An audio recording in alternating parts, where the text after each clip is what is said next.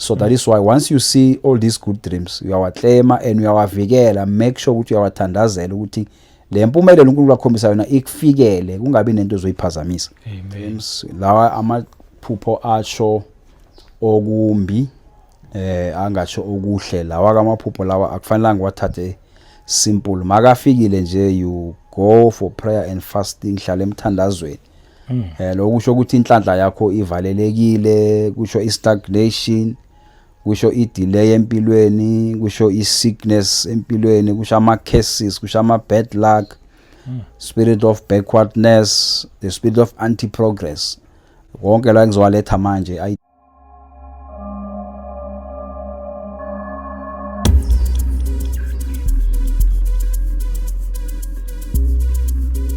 Welcome once again kwiKota2 Media. Igama lami ngumduduzi ngakashabangu.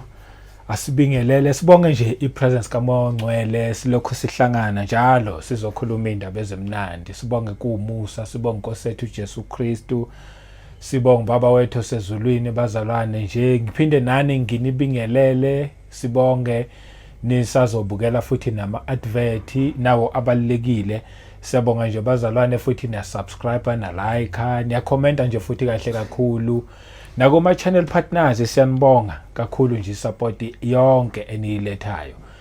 Ya nje kukhulu enikwenzayo. Kungabukeka ngazathi into encane futhi ngazathi kodwa yona wayena lento esenzayo ikhona, cha impela ikhona nje futhi inkulu iyawenza umehluko kakhulu. Angifuni uqamba amanga. Sibonge nangemikhuleko nakho konke nje okunye. Siyanibingelela, siyabonga abazalwane. Namhlanje angingedwa la, ngino Pastor William Njiyana. Unobufakazi asebelethile nje. Nizibonele nani. Buningi, bukhulu. Sifundile okuningi. Ezinye zezinto besingazazi inhlobo, ezinye besizazi but not aware. For example nje njengomuntu nje ohamba nje ayothandaza lapha yana ekhanyisa amakhandlela, sometimes lokho unokukwenza unaware ukuthi yazi njengoba ngikhanyisana namakhandlela ngihlaba inkukhu ezimhlophe, kahle kahle uNkulunkulu akekho lapho, sengisho uNkulunkulu ophilayo. Ezinye izinto sometimes out of ignorance sizenze sicabange thina ukuthi yizo. Omunye ke akuzwe lokho athi ayulaba bathanda kabi ukugxeka. Akugxekwa, siyasizana, kulungile. Welcome mfundisi. Amen. Siyabonga kakhulu. Amen. Uphinde wabuya wakhona phakathi kwethu nje. Siyakurespecta kakhulu lokho. Ngiyazi ubunezinto obungazenza ezinye, but wachuza ukuthi ngizosishiya zonke. Ngifuna nami ukuthi ngingahlali ngedwa nale information enginayo, but ake ngihambe ngiyoxwayisa abazalwane babe aware, bavuke. Amen. Sakubonga lokho, sakwelkhama futhi. Siyabonga Ncegu. Yebo. uNkulunkulu anibusise nangale platform osinikeza yona, ipulpit yakho. Amen. Sayihlonipha nje kaNkulunkulu ukuthi umbono wakho uNkulunkulu awukhulise, akubusise, because you are touching many lives. Banengi abantu abasizekayo ngale platform le. Banengi abantu abakhululekayo ngale platform le. Yes. Sibabonile abazalwane abaningi bavuseleleke emthandazweni. Last time sikhulume kakhulu ngomthandazo, previous videos. Yes. Sababona abazalwane bavuseleleka, abanye bese balahle ithemba ukuthi hayi indaba kaNkulunkulu ayikho, because kuna this kunokukhula kakhulu nje kokugcekwa kwezwi likaNkulunkulu ukuthi hayi iBhayibheli alisebenzi, iBhayibheli linamanga, iBhayibheli liyadukisa, uNkulunkulu akekho. Sithanda uconfirm abazalwane, mina ngihleli la ukuthi uNkulunkulu ukhona, uNkulunkulu uyaphila, uNkulunkulu wadala izulu nomhlaba. Yes. Umbuso obumnyama ukhona, uSathane ngimbonile, uSathane uyaphila. So by saying that ngibazalwane asivukeni, uma uhleli phansi ungathi wena awusayingeni indaba kaNkulunkulu, ake uqale phansi uyithathe le ndlela uchubeke nayo. Yebo. Siyabonga wonke abazalwane ke abafonawo bacela imithandazo, abanye bacela ama interpretations ama dreams. Siyabonga kakhulu bazalwane, uNkulunkulu anibusise. Yebo. Nalapho nithathe khona uNkulunkulu anandisele nina nemindeni yenu. Siyabonga kakhulu bazalwane. Amen. Amen. Hayi sabonga. ngakho konke nje ithi futhi nje ke singaphindi simoshe nana nesikhathi sivele nje singene endabeni ngizoyidedelwa nje kuwena mfundisi wami. Amen. Yebo. Siyabonga ke bazalwane, uNkulunkulu anibusise. Namhlanje ke sizo ngokucela noma ngerequest abazalwane ababenayo endabeni yokuthi ake sibuyele emaphusheni. Noma sibuyele emaphupheni. Abazalwane bayacela bacele kakhulu ukuthi man amaphupho sichazele wona amaningi siyabona vele ngendlela uyichaze ngayo sakwavele kwenzeke njalo. Njengephupho lesasilichaza lokuthi uma uphupha usesikolweni sakho sakudala useklasini and maybe so ugraduateile use-university uhlala emzini wakho but iphupho leli lokho liyafika njalo uphupho usesikolweni sakudala lapho ukufunda kiso. Sakhuluma ukuthi leso iphupho lelo lisho ukuthi umoya wokubuyela emuva noma umoya wokuba trap noma umoya kulahlekelwa ukho konako. Abanye bakho nje ukuthi thina mina le iphupho ngavele ngangiphile ngilibola but ngilignore ngithi hayi it's just iphupho. Abanye uthi salahlekelwa imisebenzi asasebenzi, abanye bathi salahlekelwa imishado. Sesikhona sizwa manje sibona ukuthi kahle kahle le inkinga lengabe saqala ukulwa nayo le emuva kodwa ngokungazi namhlanje sila sikhona. Kodwa ke uNkulunkulu siyathemba abazalwane uzoba restore because sithandaza nabo. uNkulunkulu uzobasiza. Abanye sebaqalile ukubona ama result ukuthi no impela uNkulunkulu uyasiza, imthandazo yabo seke yiphendula. So ngibazalwana asichubene ke emthandazweni sihlaleni singasuka emthandazweni. If uNkulunkulu angakuphendule namhlanje or kusasa but uNkulunkulu noma kanjani uthembisile ukuthi imthandazo yethu uyoyithi iBhayibheli singcongcoze siyokuvulelwa, sifune siyakufumana. So we must keep on seeking, we must keep on asking, we must keep on knocking. Yebo. Umnyango uzovuleka. So sibuyile futhi ngamaphupho. Ngizothanda ukukhuluma ngamaphupho namhlanje amahle, amaphupho angu 30 and then futhi part 2 sakhuluma ngamaphupho amabi namaphupho angu 60. So khuluma ngamaphupho angu 30 namhlanje. Siwachaze nawo ukusizwa nguNkulunkulu manenge amaphupho kabazalwane so far. Salesi lokusiza ku Kota2 Media. I hope I've managed to interpret amaphupho over 1500 amaphupho, even more, because abazalwane maloko bayafona bayawathumela. Amanye lengizowakhuluma ngawo la maphupho athunyela abazalwane. Noma ke mhlambe ngisho amagama but ngizokusho ukuthi iphupho lithini, incazelo yakho lithini, iphupho lithini, incazelo yakho lithini. So kusizakale nalabo abanye abangawazi ukuthi ma unesikhathi uphuphile you go back to Kota2 Media you watch ukuthi konje iphupho lisoba ke bakhuluma ngayo. Hamba uyolalela lizokusiza. Uma maybe you need more interpretation then ke umfundisi uzasitshela inamba zethu khona lapho. Then you can contact me so that we can even explain it even more. Amen. So iphupho bazalwane siyazi ukuthi ke amaphupho is not something ecala namhlanje even in the Bible, the word of God. Bayaloka amaphupho akhona njalo. uNkulunkulu ukhulumile kuAbraham ngephupho, wakhuluma kuJacob ngephupho, wakhuluma kuDaniel ngamaphupho, wakhuluma kuJoseph, wakhuluma kuDavid, wakhuluma kuPaul, baningi nje amaphupho kuPeter, ukhulumile uNkulunkulu ngamaphupho. So iphupho ilanguage yasezulwini. Because amaphupho makeza number 1 ayizela ukuthi uNkulunkulu uyakucwayisa ngesicwayiso noma ngengozi engakuvelela or in the future or in the very near future. uNkulunkulu mhlambe if afuna uencourage ukureveal something nguwe is either about your future or if uNkulunkulu afuna ukukublessa noma afuna ukureveal something ngeblessing yakho uzoyiveza emaphupheni. So that's why amaphupho ethu abaleka kakhulu ifanele siwa landele and sazi ukuthi achaza ukuthi sometimes ungahlala nephupho kanti iphupho leli likucwayisile ngale inkingo ozongena kiyo because awazi ukuthi lichaza ukuthini wahlala nalo wathi hayi iphupho nje. Uphaphabe mase ungene kule nkinga leyo mase ucabanga ukuthi konje ngisale ngaba nephupho. Sometimes amaphupho asinikeza i-direction. Last time ngikhuluma ngokuthi if mhlambe ungubrother or ungusister uthola iproposal ufuna ukushada noma ufuna ukushadwa and we are not sure ukuthi kahle kahle maybe unabo bhuti abayi-few abakupropose or abo sister abayi-few obabhekile ungubrother. So then now ufuna ukushada awazi you pray and you pray and you pray, you fast and pray. So if uNkulunkulu akhuluma nawe uzokhuluma nawe ephupheni mhlambe kukhona ozokuvela wakubona ephupheni if ungakuthathi serious noma ungakunderstand uzo-ignore wazo mhlambe lo uNkulunkulu ucwayisa ukuthi lo muntu oshada naye loyo umshado wena ngeke uphelele ndawo noma umuntu oshada naye ushada nomuntu ozokuhlupha ozoyenza uhlala ukhala zange wakuthathela engcondweni zange wakuthatha serious mase ungene ngaphakathi ukhala uyave ukuthi konje iphupho lake lavela.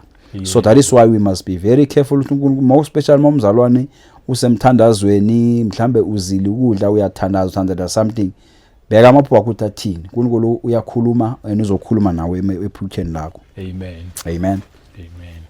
So namhlanje ngizoclose la ngamaphupho kakhulu akhuluma ngokuhle akhuluma ngepromotion empilweni zethu akhuluma ngesuccess empilweni zethu akhuluma ngegood health empilweni zethu akhuluma ngeprosperity empilweni zethu akhuluma ngedeliverance and akhuluma ngerestoration akhuluma ngebreakthrough lamaphupho wonke lawa ayi30 but maningi ungidlula 30 but namhlanje ngize na 30 ngisizowachaza because amaphupho amaningi ayafana noma mhlambe ama element or noma ngendlela avela ngayo angafani kodwa uma lama element akhona uyazi iphupho lakho lelo lichaza okuhle lokho engizovele ngikubalela ngiyazi ukuthi lo phupho lakho lichaza okuhle whether mhlawumbe uthandazela umsebenzi whether uthandazela umshado wena uthandazela ipromotion wena uthandazela ibandla uthandazela ibandla likhule uthandazela ibusiness uma nje usemthandazweni nga something wavela one of these elements or all these items or object wazi ukuthi umthandazo wakho uzwakele and inhlanhla yakho isendleleni uNkulunkulu uphendule umthandazo wakho. Yebo.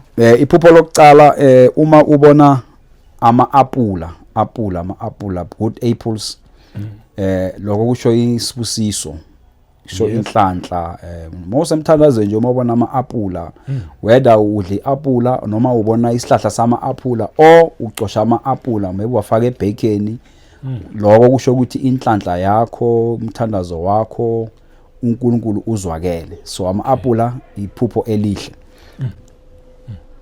Uma ubona ama-orange uma ubona ama-orange ukha ama-orange isihlahla sama-orange esinama-orange avuthiwe ukha ama-orange wafaka ebhekeni lonke iphupho lakho or maybe ukumakhethe uzibona usesitolo uthenga ama-orange lokho kusho ukuthi whatever oyithandazelayo ngalesikhathi zabe uthandaza ngazo noma lebe owawithandazele previously kusho ukuthi inhlanhla yakho ivulekile iphupho elihle you don't need to worry about you ask ngoba last time sikhuluma ukuthi amaphupho amahle uyawaclaima uyathandaza uyawathatha uyawalanda noma uyaclaima lokho akwenzeke empilweni yakho uyawadeclare amaphupho amahle wonke amaphupho amahle siyawadeclare.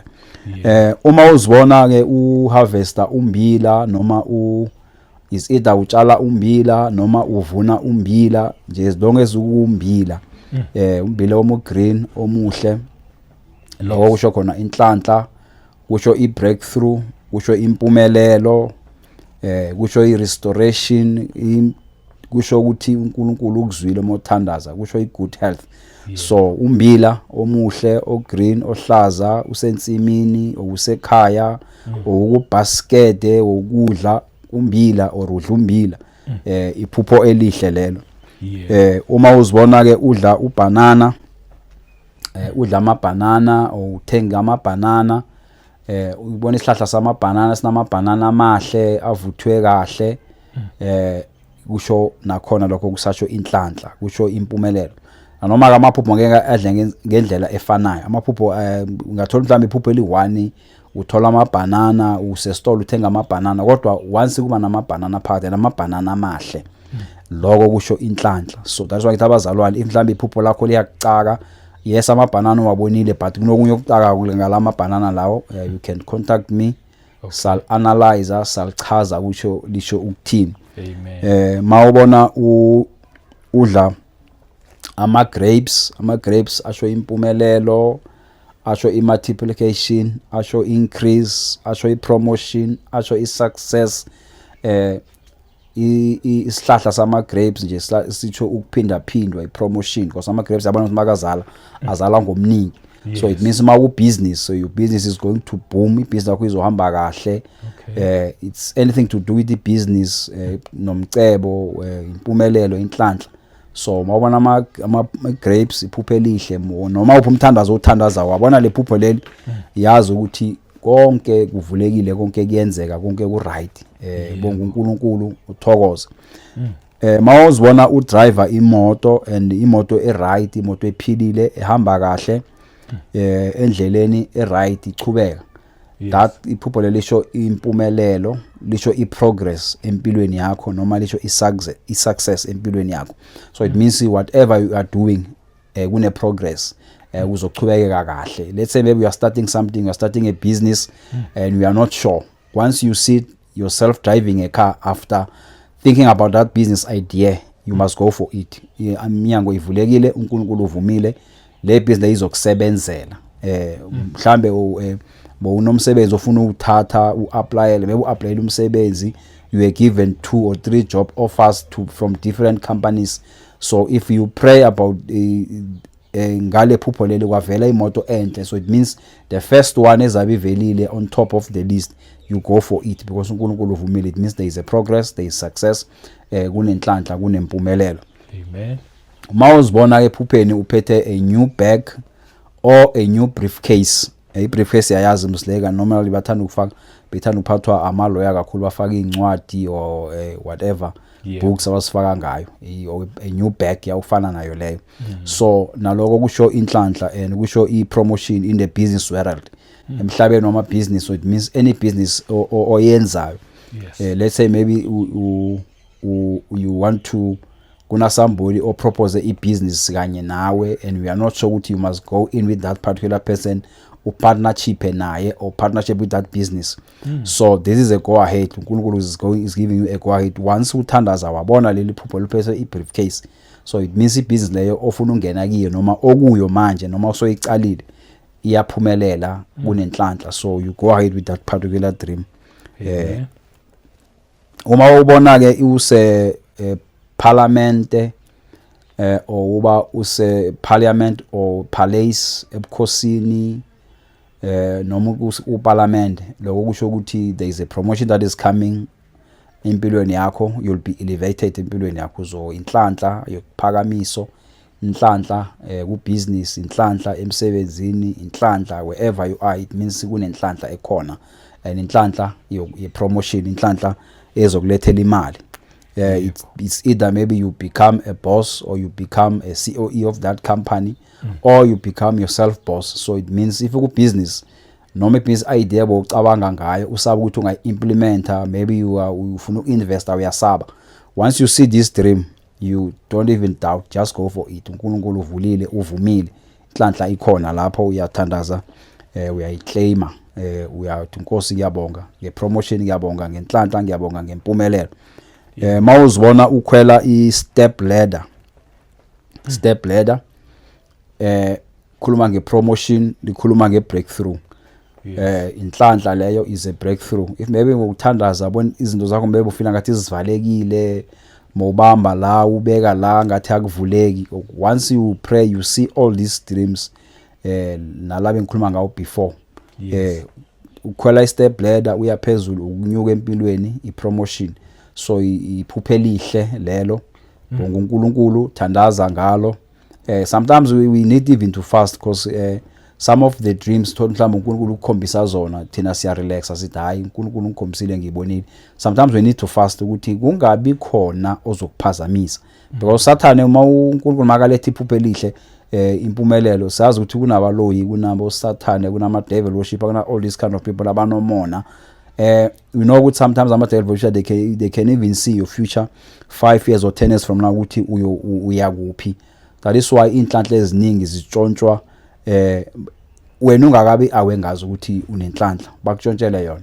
So that is why once you see all these good dreams uyawaclaima and uyawavikela, make sure ukuthi uyawathandazela ukuthi le mpumelelo uNkulunkulu akhombisa yona ikufikele, kungabi nento ezoyiphazamisa. Amen.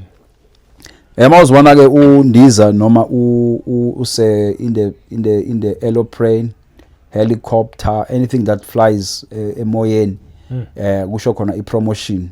Business world is a promotion ukuthi uNkulunkulu uvumile. Mawunebandla ukuthi ibandla lakho lizokuflyisha, mawusebenzini izinto zakho zokuhambela kahle, kuzoba nama promotion, and you'll be one of the candidates ozokhethwa, inhlanhla, impumelelo, i-promotion. So iphupho elihle lelo. uNkulunkulu mawulibona thandaza ubonga uNkulunkulu. Yebo. Mawubona ihani eluju leinyosi, kusho inhlanhla, or noma mawubona inyosi, whether inyosi lezi ziningi zihamba ngecrowd noma i1 or z2, but once ubona inyosi ephupheni, iphupho ubona ihani, iphupho elihle, inhlanhla, lisho impumelelo. Thandaza, uclaime, ubonga uNkulunkulu ngalo. So it means in your business world, emsebenzini wakho, anything oyenzayo, obeka isandla sakho, it means izokuthandeka, izokujabulisa, kuyinhlanhla, kuyimpumelelo noma yini nje okwenzayo. Amen. Sinephupho lemvula. Imvula, this we call it a shower rain, or imvula le yana but ina kahle nje kancane. Kusho inhlanhla, kusho impumelelo, kusho isivuno esikhulu, kusho ipromotion. Nje la amaphupho wonke engikhuluma ngawo amaphupho amahle. So you don't have to worry about these dreams, amaphupho amahle. Noma mhlambe ke angavela ngendlela ezihlukene, kodwa amaphupho amahle. uNkulunkulu uyavuma, iminyango ivulekile, uNkulunkulu uthandile ukuthi konke kwenzeke. So bonga uNkulunkulu. Mawubona a green field noma ubona idlelo elihlaza, ubona insimu ehlaza, but everything there is green leaves, kuhle, kuyathandeka. Iphupho lenhlanhla, iphupho lempumelelo, iphupho le breakthrough, iphupho le promotion, iphupho le prosperity, lo lisho kuhle, limemezelo kuhle empilweni yakho ukuthi iminyango ivulekile.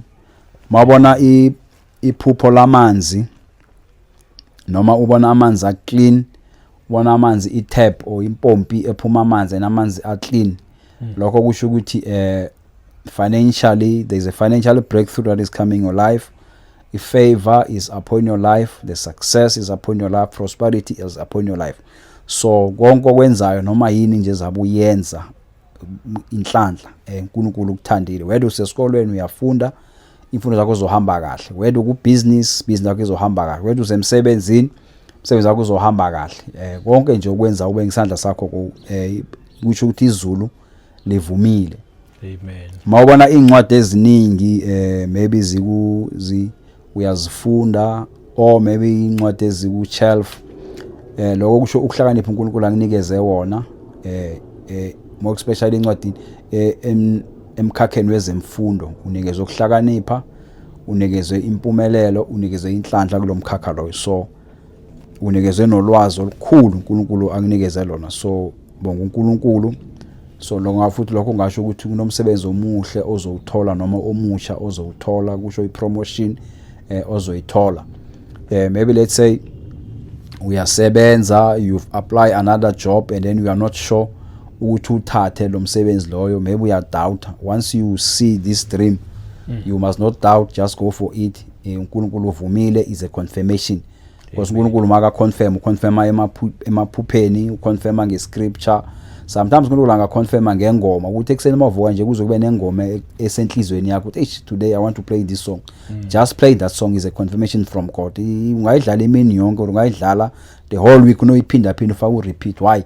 Because it's a spiritual confirmation to say uNkulunkulu uthi le thothame leculo lelo likhuluma nesituation yakho.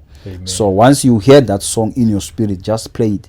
Or kube ne verse uthi mawuvuka nje ekseni la hlale enhlizweni yakho, ufunde le chapter le, uyifunde ungenelele kuyo, because that can be a commission from God. So maphupho, ama vision, music or i-verse izwi lenkosi ziya confirm. So mawuyibona idlala iculo lelo, thandaze ngalo, funde izwi lelo, thandaze ngalo, ubonga uNkulunkulu. Amen.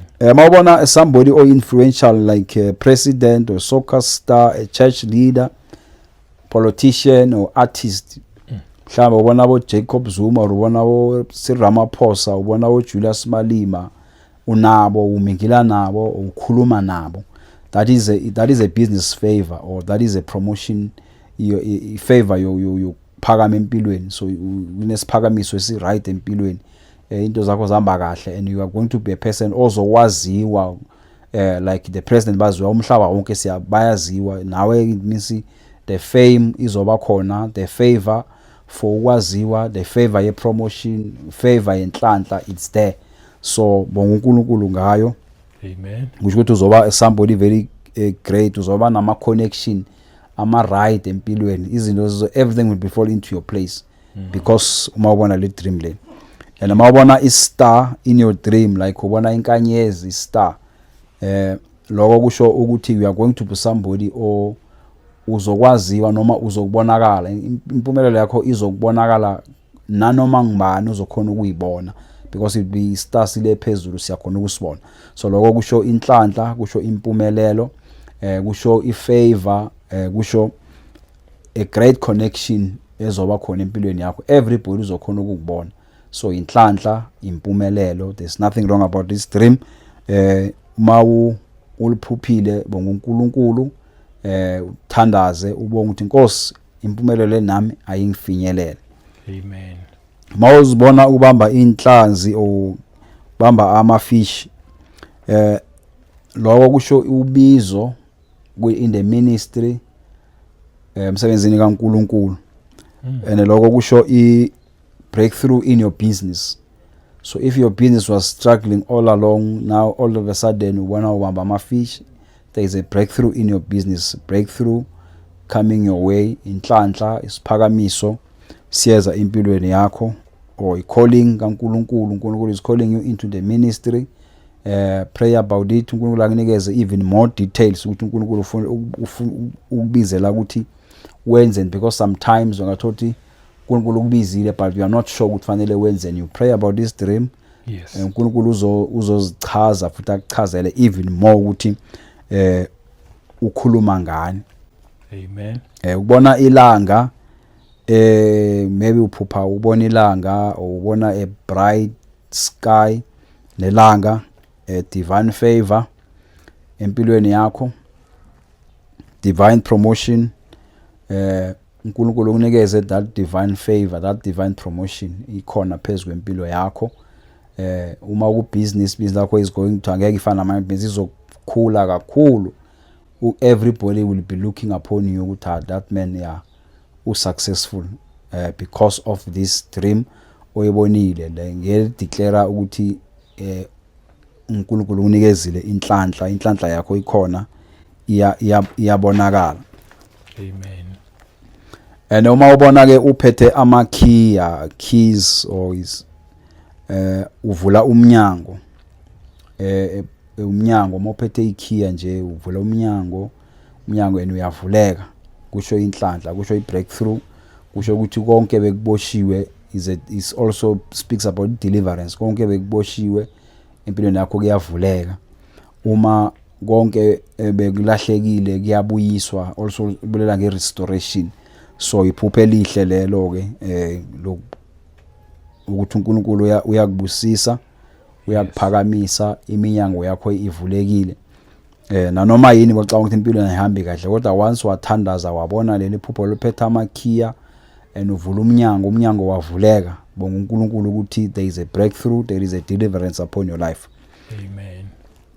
Ukubona inyoni ke, inyoni izindiza, inyoni ezinhle eziphile kahle, inyoni ezijabulile, or inyoni eziculayo nje izindiza kamnandi ziyaziculela, kusho injabulo eza empilweni yakho, the joy that is coming upon your life. Usazohlabelela, uzojabula, uzokuphila ngenjabulo, something big ezokwenzeka ezokwenza ukuthi ujabule, like ngendlela inyoni izicula ngayo nawe uzokucula njalo, and everything wenza izoba fruitful. Yonke into oyenza izokuba fruitful and izokuphakama, because le phupho lelo uNkulunkulu akubonise lona. uNkulunkulu uyaconfirm ngaleli phupho lelo. Amen. Mawuzibona uhleli phezulu on top of the mountain, phezulu esicongolweni sentaba, noma ugibela intaba uya phezulu, lokho kusho ipromotion, kusho ukuphumelela, kusho iminyango evulekile, a good success, kusho iprogress. uNkulunkulu uvumile, iminyango ivulekile, imithandazo yakho iphendulekile. Mawubona a vegetable garden noma igarden yemifino, and imifino emi right noma uphi nje uhlobo lemifino oyibonayo. Imifino emi right evuthwe kahle, e green, e healthy, inhlanhla, impumelelo, a divine provision, ukuthi hayi na kuyindlala empilweni yakho angeke ibe khona. uNkulunkulu if mhlambe bongasebenzi uyihluphekela kungahlangani, wabona lokhu kusho ukuthi indlala iphelile, impumelelo iyeza, injabulo iyeza empilweni yakho. I-progress it's there.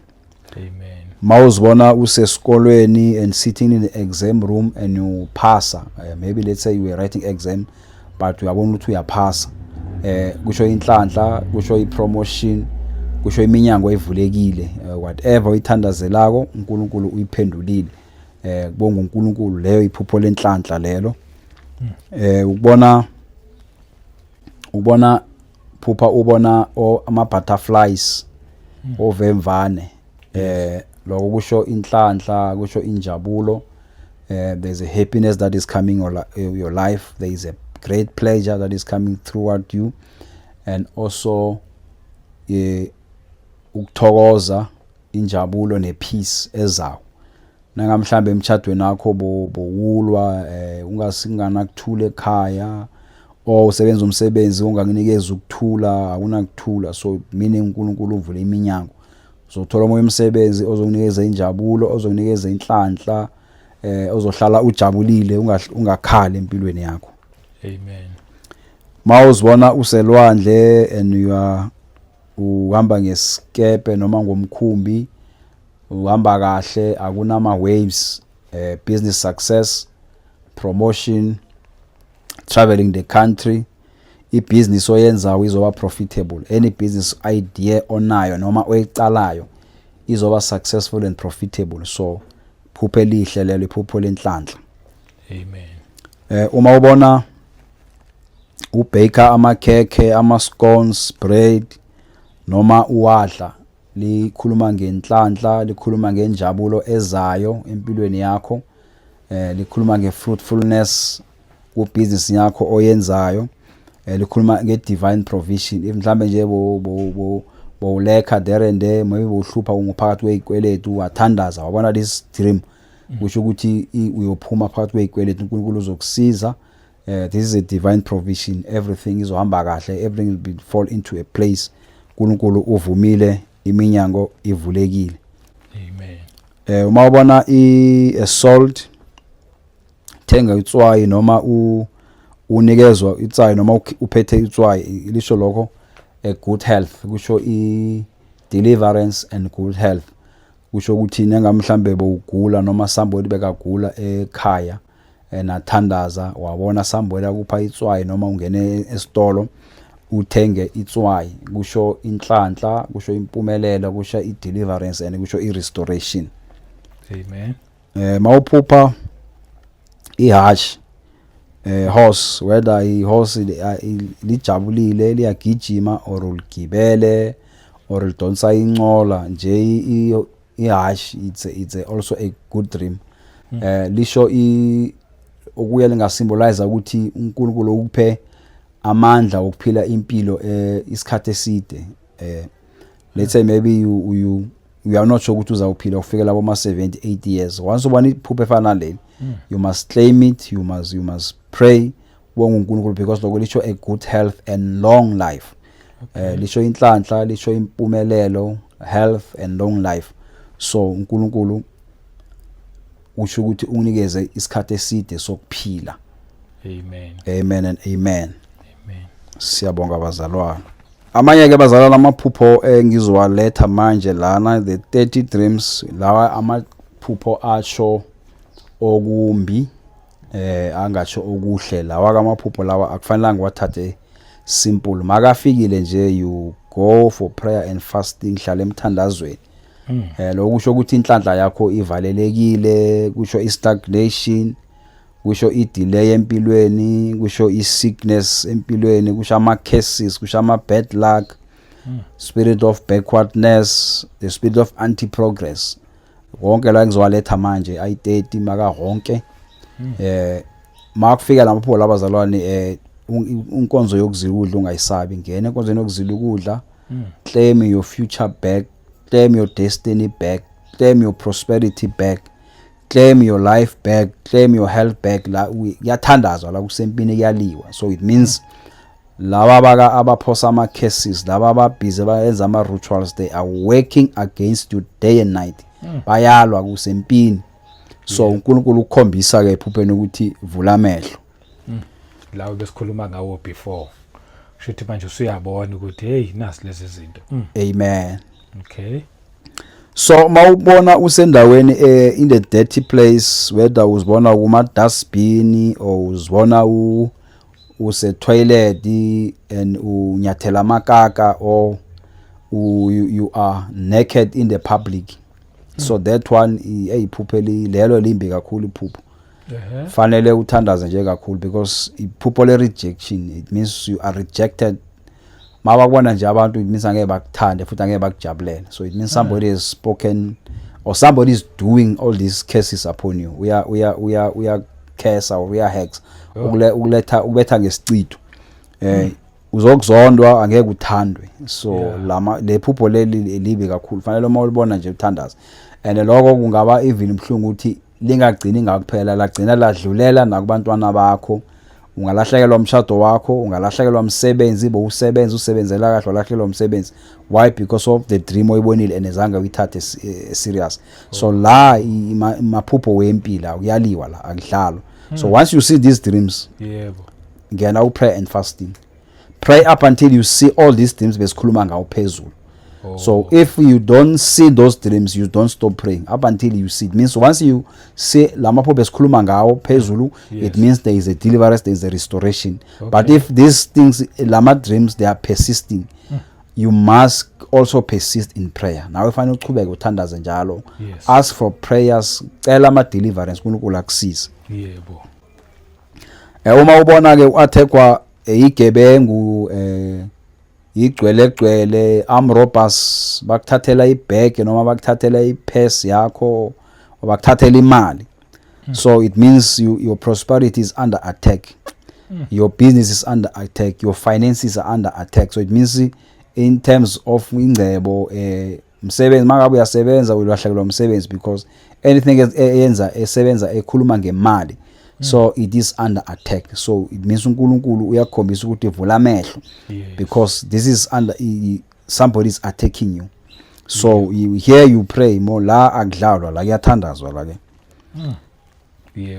If you say, if maybe ubona use pusheni then uzibona uchame pusheni, or uphuphe uchamele umbhedo or uchamele ingubo, there is a spirit of redirection. Kusho ukuthi bayalwa abathakathi, bayalwa uSathane, bayalwa amadimoni, balwa nempumelelo yakho. So akukho uzohamba kahle empilweni yakho once you always see these dreams. Mawubona lamaphupho lawo nje okuningi kuyokubheda empilweni, lokho kusho ukuthi ke empilweni kuyabheda. Noma ngayiphi indlela nje kuyobheda. Why? Because lamaphupho lawo asho ukuthi uyathakathwa. Somebody is busy with you, somebody is stealing your blessing, somebody is cursing you. So you pray against this kind of dreams and you are cancel. Mawubona uluma yinja noma uluma ikati, so naloko kusho ukuthi athakathi balwa nawe. Your family is under attack, your household is under attack. Amen. Your destiny is under attack. So la mawubona lamaphupho la usempini kuyaliwa.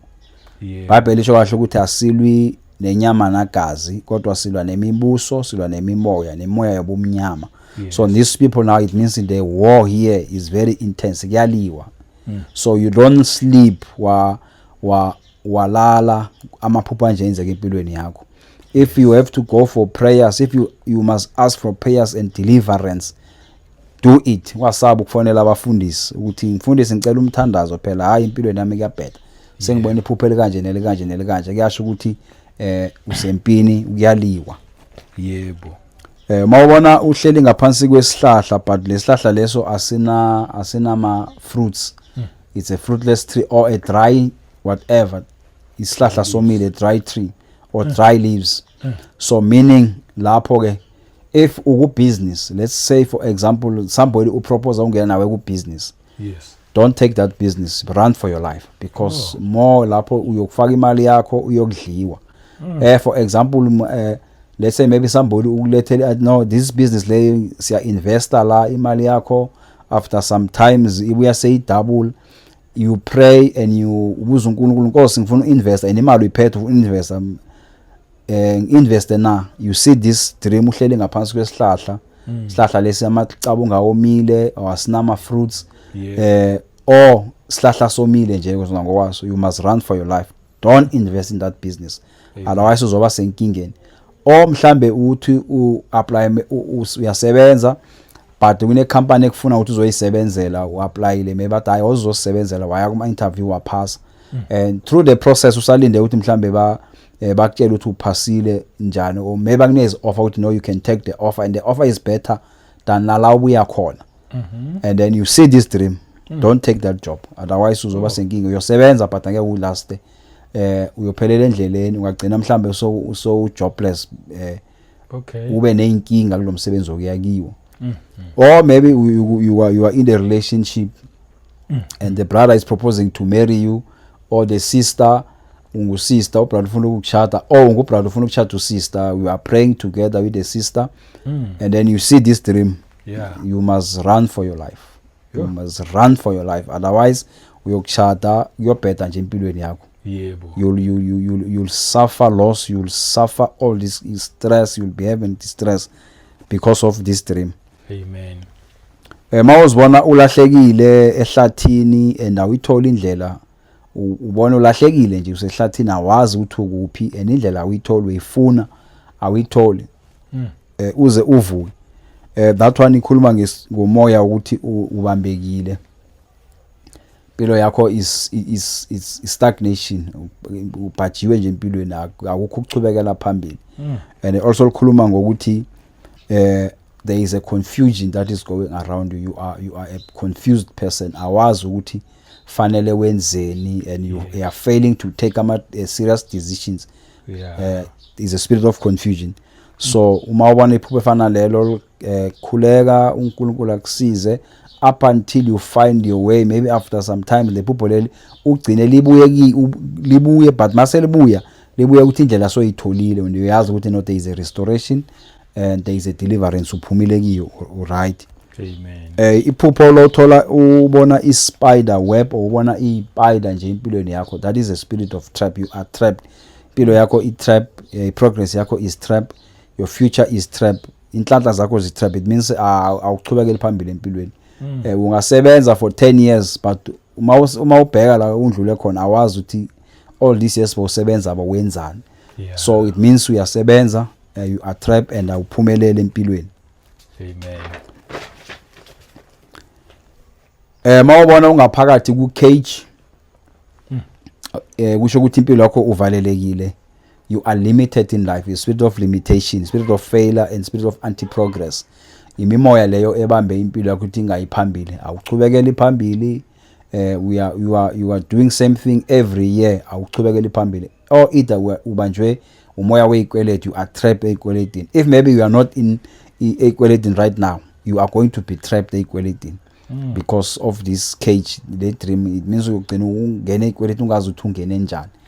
Abanye bangene ekweletini bagcine mhlambe umuntu akalahlekelwa yindlu, alahlekelwa ikhaya, alahlekelwa imoto, alahlekelwa nje angasakhona ukuthi aphile achubeka ephambili. Why? Because ukuthi lo moya lo uyibonile ephupheni noma uphuphile ngale ukuthi man I always see myself in the cage. And then you thatha ukuthi but it's just a dream. Lokusho is a warning to say wake up. The devil abaloyi they are fighting against you. Amen. Ukubona ugcoke impahla ezidabukile, ugcoke impahla ezingcolile, lokusho that is a spirit of poverty. If and uyasebenza nje usebenza kahle unempahla ezikahle, everything yakho ikhambela kahle, but you keep on seeing this dream, kuzoba khona inkinga ekhona, kulahlekelwa umsebenzi, kulahlekelwa imali. Spirit of poverty that is hovering around you. Gcine uswele, unganandawo yokuhlala, unganakudla, like you ustakile nje empilweni. Because of this dream, it means there's somebody who's fighting against you. So you don't sleep, you don't relax when you see these dreams. You pray and you cancel all these dreams. Ulwa nawo, na uyalwa emthandazweni uthi Nkosi, noma isathana afuna ukuyenza, ngiyayidestroy. Noma isathana afuna ukuyiplant empilweni yami, ngiyayidestroy. Yebo. Mawubona toys empilweni yakho, lokho kusho ukuthi your progress is coming but very slow. Your things are moving very slow. Your progress towards your direction is very slow. If you compare yourself, maybe let's say you the age group onikhule nayo, nangena na isikolo, naqala nayo ukusebenza, when you look, some of them, they are far in life. Mawubhekile wena uyabona ukuthi but mina I'm still here. So it means there's a spirit that is trapping you. The progress is there but it's very slow. So sometimes you need to pray with God, please nami konke fanele kuze kimi, akuze kimi, konke fanele ngikuthole nama ngikuthole. You pray inhlanhla yakho fanele ize ku ayize kuwe. Ungathothi you are there, you are stuck, awuyiphambili, usintedu wephambili ubona ngathi ubuyele emuva. So once ubona toys empilweni yakho ephupheni, kusho ukuthi impilo yakho is moving slow and you are moving backward. Amen. Uma uzibona use bus stop, but ufile mawufike bus stop ubona ngathi ibus ikushile, or you've been standing in the bus stop but ibus ayizi, or ubona ngathi idlulile uzuphaphama. So le khuluma nge spirit of anti progress, spirit of disappointment. Uzohamba empilweni uzohlangana nama disappointment amaningi. Hamba empilweni uhlangana nama disappointment amaningi, uzohamba uattend ama job interviews in states ukuthi fanele bakuthathe, they will say no, we regret to say you didn't make it in the interview. So it means the spirit of disappointment, the spirit of rejection, it's hovering upon your life, or somebody has cursed you with the spirit of disappointment. Everything oyenzayo, you are disappointed. You are in a relationship, you are disappointed. Usemtshadweni, you are disappointment. You get into a business, you are disappointed. So this is a spirit of disappointment. So thandaza uNkulunkulu akusize. Yebo. Uzo ukhona ukukhululeka. Uma ubona ephusheni udla noma uthenga ichilies, ichilies efana nama ne lemon or sirlamun. Le mawubona le udla lezo usho impilo yakho usazokhala, kukhona ukukhala okuzayo okukhulu, kukhona ukuhlukumeza okuzayo okukhulu empilweni yakho, usazoba disappointed kakhulu, usazokhala nje kakhulu. Once you see these dreams, try uthandaza ngendlela zonke, whatever sorrow that is coming upon your life, whatever affliction that is coming upon your life, pray against it. uNkulunkulu akusize.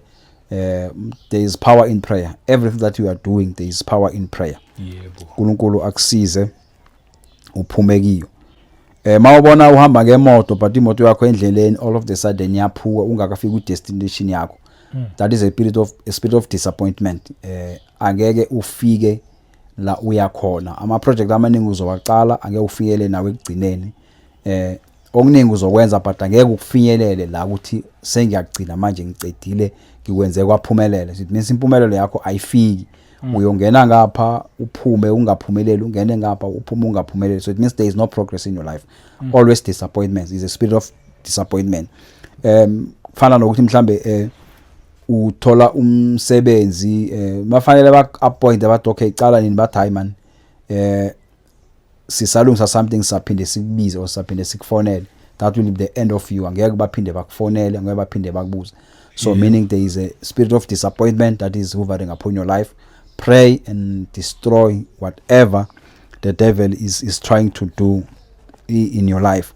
Amen. Mawubona umthombo onganamanzi, mawubona a river enganamanzi, mawubona a dam enganamanzi, a dry tap, impompi enganamanzi. So if you are in business, it means that is a spirit of loss. We are going to lose in business. If you are entering into a business deal and you see this dry well, you see this dry river, don't go into that business. Otherwise you are going to lose. If mhlambe ubona le dream le and then you are up ufuna ukusuka emsebenzini osebenza uyongena kwimsebenzi, don't take that job, otherwise uzoba ne problem. If ungubrother, ungusister, uthandazela umshado and somebody is proposing you and you see this dream, don't take that proposal, otherwise uzoba nenkinga enkulu, uzoba uyokhala nje kakhulu. Amen. Mawubona amanzi angcolile, that ibulela nge-spiritual pollution, ibulela ngesicitho lebe sikhuluma ngaso nesenziwa zama rituals. It means somebody has cast a spell sesicitho empilweni yakho ukuthi ungaphumeleli, because masikhuluma ngesicitho it means akukho empilweni yakho kwenzeke. Konke ozama ukwenza kuyabhala, konke noma yini ozama uyenza kuyabhala, and awuthandwa ngabantu, akekho okuthandayo. We are rejected everywhere you go, you are rejected. So you pray against this spirit, thandaza, ufaste. Singabantwana baNkulunkulu sihlala kuma fasting, sihlala semthandazweni.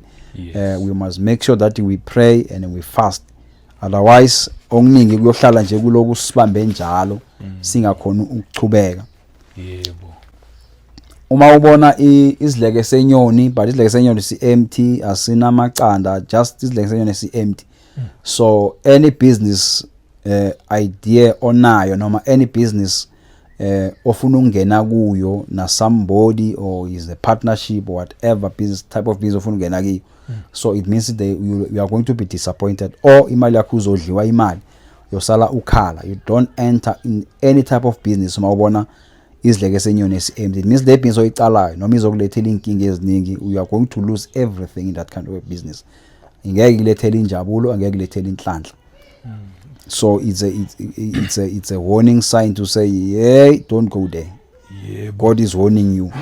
Yes. Mawubona ama grasshoppers ikhuluma nge-loss of business, ikhuluma ngokulahlekelwa nje empilweni. So mawubona ama grasshoppers asho ukuthi whoever azongena nawe business scene, that person uyitsotsi, uzokudlela imali yakho, uzokuthathela onakho, your benefit yena rather than wena ke benefit nix, uyokudliwa. So it's still sakhuluma ngendaba yema business. So you must be careful, very careful ukuthi ungibani ongena nayo ku business. So if uNkulunkulu akhomisa this one, you don't take that business. Yebo. If ubona udla uphupha udla ulele, udla inyama noma ama fruits abolile, lokho kusho ukugula. Somebody is trying to inflict you with sickness. Kunokugula okuzayo noma usathana ukulahlela ngokugula empilweni yakho, kunobuthakathi obuzayo empilweni yakho. Or automatically you are serving in the kingdom of darkness without your knowledge, because it's possible that you are serving, we are setshenziswa embusweni kaSathane but wena awazi, uyathunywa le nale, umzimba wakho umoya wakho bawusebenzisa, umzimba wakho uyasetshenziswa awazi. So you must pray, because abanye bakujona bakufake nje ukujoin isimo sikaSathane ungazi. Uphupha every time uphupha usendaweni uyadliwa, kunomcimbi upheka ngamabhodo amakhulu, but awazi ukuthi umcimbi wani, na ubone le ndawo ukuthi yini, yadliwa nje lapho, wazi ukuthi uyasebenza, uyasetshenziswa. Automatically so uphenduke umthakathi noma uphenduke i-devil worshipper wena ungazi. Yebo. Ukuzibona uwa from phezulu, let's say maybe bowugibele is a step ladder or a building, but you are falling from a business. So it means you are going back. Empilweni uzochubeka ngofika le phezulu, kune spirit se backwardness that is following you. Uyochubeka masofanele ufike la ekugcineni la ufanele uenjoy khona, you are falling back, uyocala phansi. Let's say maybe you are starting a project with a group of people, niyacala kahle, there is no money there, nisaqala kuyokuthi masefanele manje nidle nijabule, wena they are going to kick you out. So meaning you are going back, uqale phansi futhi, mase kufanele kudliwe manje kube mnandi nijabule, they kick you back out again. So meaning la kune spirit of backwardness, spirit of disappointment. So uNkulunkulu akakusize, thandaza. If maybe ungena ku business ungangeni, Yes. iyekele, because that one is going to disappoint you. Yebo. Mawubona impukani, these black flies or these green flies, ngani impukani lezi ezigreen ezimnyama nje ezithanda ukuhlala la kubole khona, la kunuka khona. Once you see this kind of dream, uzibona order ziyakulandela uya zihleli kuwe isandleni wherever la sihleli khona ngendlini yakho, but uzibona ephucheni. So that is a spirit of disfavor. Angeke uthandeke, spirit osesicitho. Somebody has cast a spell on you. You will be rejected by people. Angeke uzokuthanda, uzozondeka nje. Mabakubheka nje bakubona ukuthi hayi lo man asimthandi, kungazi ukuthi why, because somebody has cast unomoya ozabe uhamba nawo kulandele. Moya wabo tikoloje, umoya wabashonile abafile abavusile babasebenzisa against wena. Mawubona iphupho uthola ama pockets wakho noma ikhwama zakho ziyavuza. Kusho ukuthi uzolahlekelwa business wise, uzolahlekelwa financial wise, uzolahlekelwa uzongena eyikweletini, the spirit of death that is coming upon your life, spirit of lack and poverty. So kuhlupheka, lahlekelwa umsebenzi, lahlekelwa ibusiness, lahlekelwa umndeni, lahlekelwa injabulo, kube nenjabulo, something that kuzolahleka nje empilweni yakho.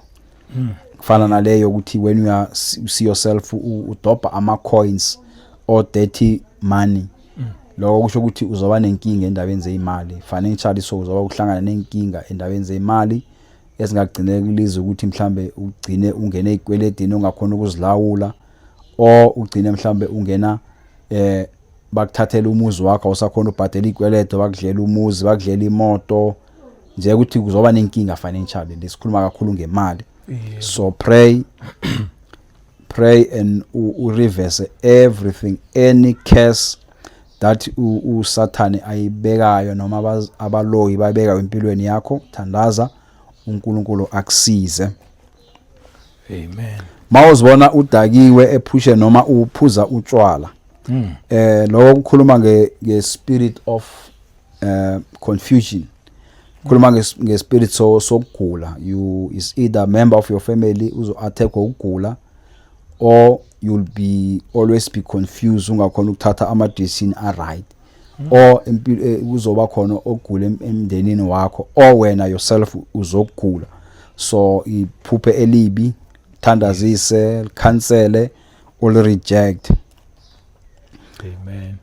Mawubona indlu yakho icha, indlu ubona nje indlu yacha, or ubona ihlathi insimu yakho iyacha, leyo safana nalela lokulahlekelwa ibusiness. Financially there's a loss that is coming upon your life. So kulahlekelwa imali, uzohlupheka endabeni yemali, lisho inhlupheko, ukukhala, ukulahlekelwa empilweni. So amanye ama decision ofanele wathathe before lokho kakhulu the advisor abazalwane, if maybe you want to enter into a business and you are not sure ukuthi ungene kuyo, once you see this dream, yazi ukuthi hayi cha kumbi kuyabheda, run for your life.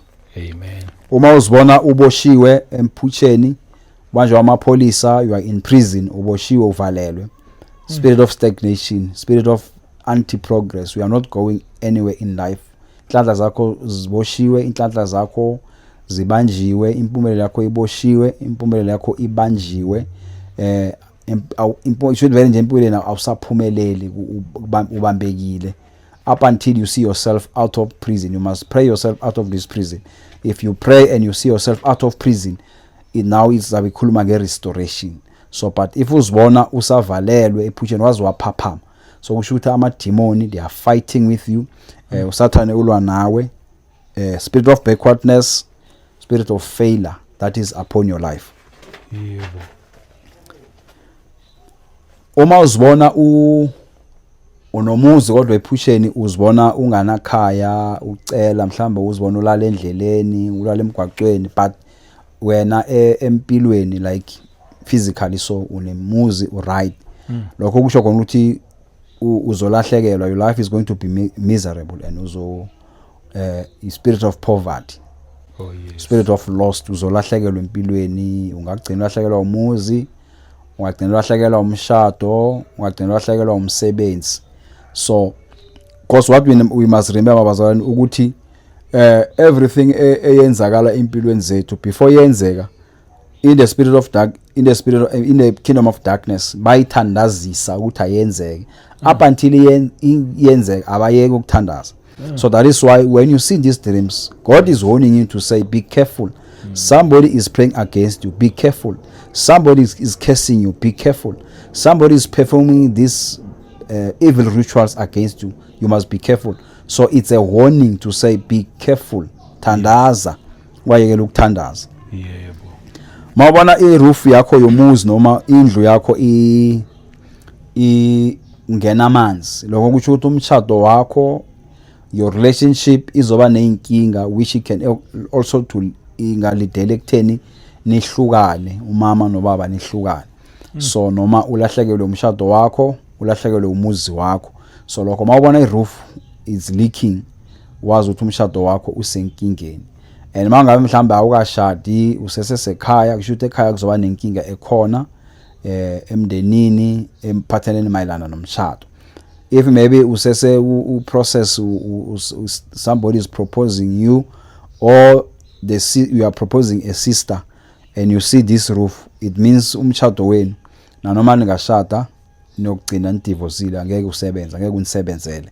So meaning you if you see this dream, nanoma ngabe umthanda kangakanani lo brother loyo, nanoma ngabe you are convinced ukuthi wakho, your sister loyo, run for your life, otherwise uyosola ngemva kwesikhathi uchade even before 3 years iphela bathi udivorced. So uNkulunkulu uzabaxwayise before isikhathi, then wena wathi because ngiyamthanda or you are desperate ufuna ungena emshadweni, wangena, so uzisole. Yebo. Mawubona igundwane ephusheni lakho, kusho ukuthi there are monitoring spirits akhona empilweni yakho. Abathakathi bathunyelwe ukuthi bazokulalela ukuthi what are your plans, what are you planning for future, nikhulumane emndenini, they are bayamonitor. So these monitoring spirits, you must pray against them ukuthi zingakhoni ukutshontsha inhlanhla yakho, zingakhoni ukutshontsha ifuture yakho, zingakhoni ukutshontsha impumelo yakho, because uma zibona then zezwa ukhuluma ziyakutshontshela. The last dream mawubona ugijimiswa inkomo, ugijimiswa o inkomo, or it's either a bull or a cow, or ugijimiswa a group of yenkomo. So meaning your enemy, you've got a very stubborn enemy. And the enemy le elwa nawe, it's not somebody from far, because inkomo it's something which it's local. What do we call it? It's a into yasekhaya. So meaning is either a member of a family, somebody close to you, somebody osebenza nayo maziyo, or somebody ohlala nabo around elokishini or omakhelwane. Somebody is fighting you, but that person is somebody who's close to you. But if maybe ubona ugijimiswa inkomo yasesigangeni or ibhubezi, so it's somebody who's far and that person awusi close naye, but ungenza ukuthi yena uyakwazi wena umazi, but somebody okude nawe. But uma uyinkomo, it means somebody ola eduzane, omaziyo osebenza naye, okhonza naye, okholwa naye, ohlala naye ehlaleni. Yebo. Hallelujah. Amen. Siyabonga bazalwane uNkulunkulu. Yiwo ke lamaphupho lawo 60 dreams. What we are saying that if unesikhathi mawuphuphile awusakhumbula ukuthi iphupho lakho lithi noma awunancazelo, you just go to Kota2 Media, we are check with amaphupho la 6 lawo, maybe one of the dreams ikhona lapho ungathola incazelo, and uma mhlawumbe incazelo yakho oyithola nephupho lakho khona okunye okushoda ongakuzwisisi kahle, you can always contact me, then sakhuluma uNkulunkulu wanibusise. And okubaleka kakhulu bazalwane indaba yo mawungangitholi ku calling, please send me a message ku WhatsApp, then ngizobuya kuwe. Ungawari, and because abazalwane babeka this thing bathi message uya disappear. Not this thing but message is disappearing of I think 24 hours, 2 days mawungavuli uyanyamalala. So yeah, ungayenzi njalo, iyenza ukuthi message yakho unga disappear, because sometimes something zo 3-4 days 5 days ingakhona ukufika kuwe. Ngisaza ngisaphendula abazalwane bebangifonele last week obathumela imessage. So ungawenzi ukuthi udisappear because ma udisappear ngeke ngisawuthola. So but mawenza ukuthi ungadisappear ngizofika kuwe ngakhuluma nawe senza salichaza iphupho lakho. Yebo. Amen. Siyabonga nje. Cha futhi wachaza kahle. Amen. Wachaza kahle nje ngiyakuzwa mawulokho wachaza uza nawo. Isiphiwo. Amen. Osiphiwe. Siyabonga Nkosi ngaso. Ngikwazwile nje wonke. Yabona nje lena nje lokho ngana yethoyithoyiz bakithi. Ya nje manje kusho ukuthi yakho kufanele ize kancane and mawuthabheka ontanga yenu bakude.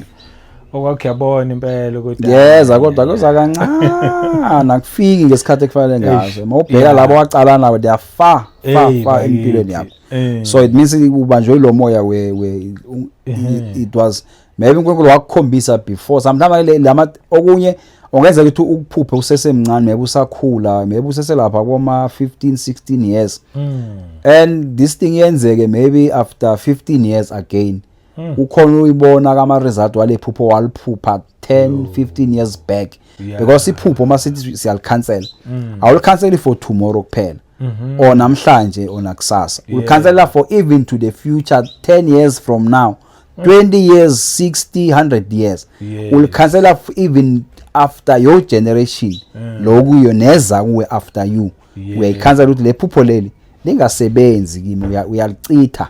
That is why we recommend uma ubona profana ngena enkozeni yokuzila ukudla yomthandazo uthandaze uwacithe lamaphupho lawo.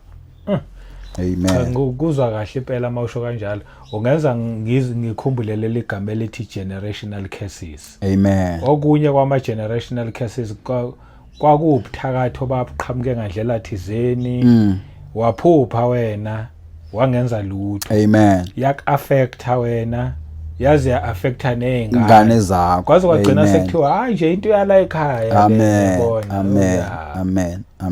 Hayi siyabonga.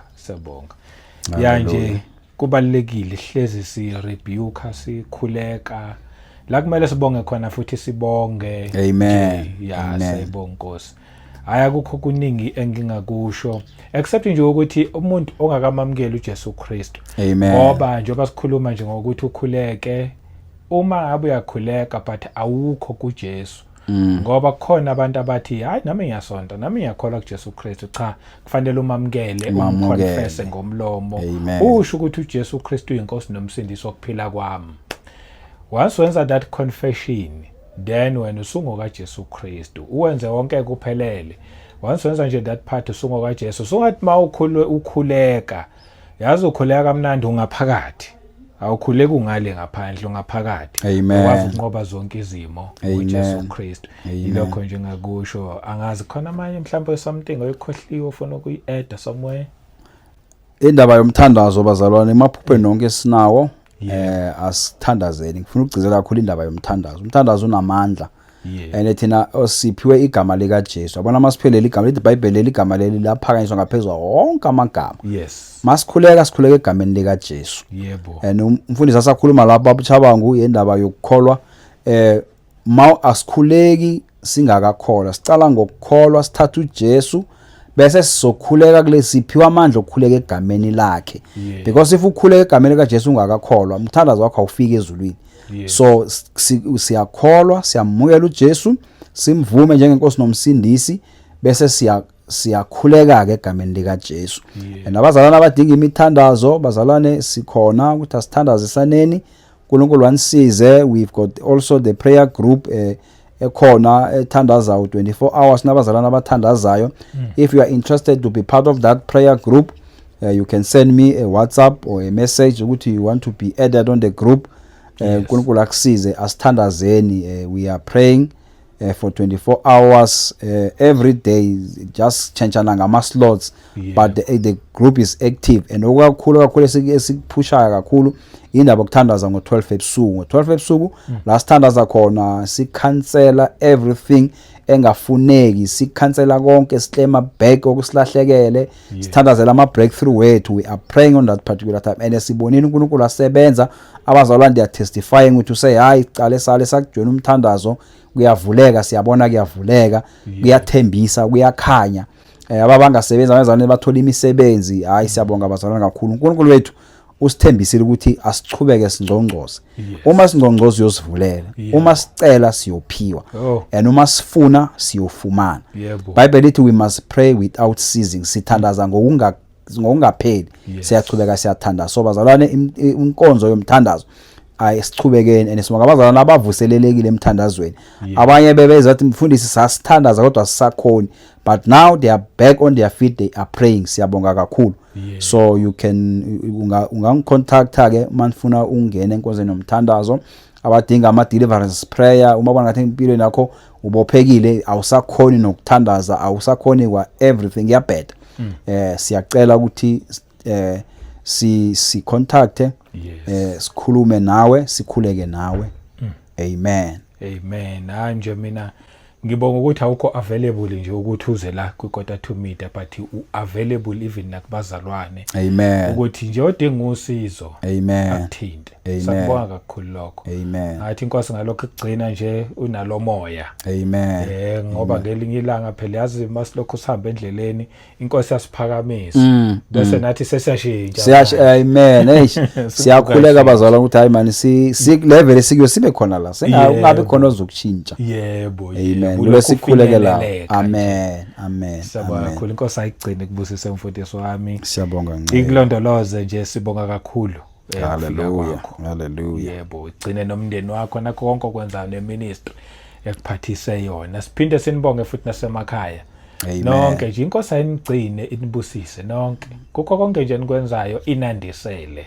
Amen. Ya ngirelease lawo ma blessings nje. Amen. Ngomusa wenkosi uJesu Kristu asiphinde sihlangane futhi kwivideo elandelayo. Amen. Amen.